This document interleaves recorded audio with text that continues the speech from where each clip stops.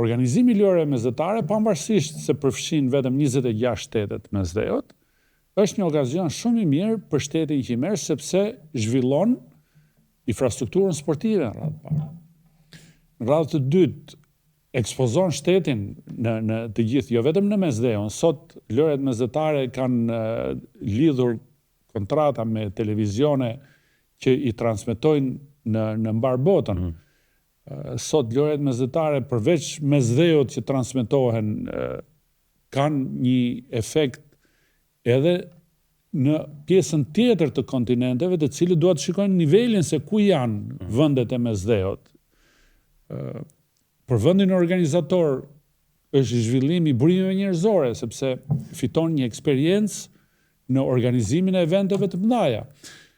Ato që organizojnë lojrat mesdhetare në veprimtarinë mbas lojrave janë organizatorë të kampionateve europiane ose të kampionateve të Afrikës. Bëhet fjalë për shembull lojrat e kaluara u zhvilluan në Oran të Algjerisë.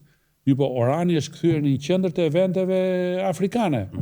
Kështu që ka një dimension shumë të madh organizimi i lojrave mesdhetare. Gjëja më e madhe për Kosovën dhe jo vetëm është që ka fituar të drejtën të organizojë lojrat mesdhetare 2030. Kjo është në historikun e sportit shqiptar, kosovar, do ta them unë, është fitoria më e madhe që është një shans që të ekspozohet jo vetëm sporti, po të ekspozohet Kosova komplet, me aftësitë e mikpritjes, me aftësitë sportive, ka goxha rezultate pozitive.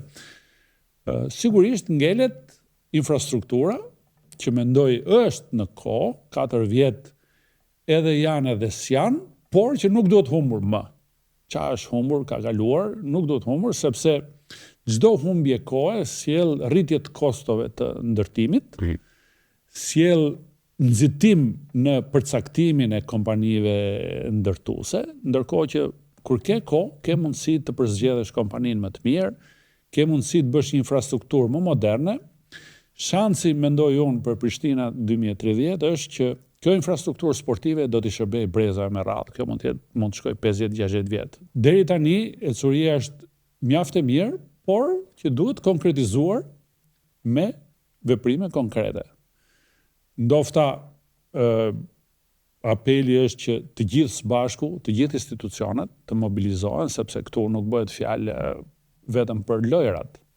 Këtu bëhet fjalë për një veprimtari e cila i shërben imazhit, i shërben kualifikimit të burimeve njerëzore, i shërben të ardhmes rinisë së Kosovës, se jo dhe të Shqipërisë, me radhë. Kështu që është një veprimtari që kërkon një mobilizim të gjithë institucioneve, të gjithë të bëjnë diçka, të vënë një tull, kur i themi ne, për suksesin e lojrave mesdhetare Prishtina 2030.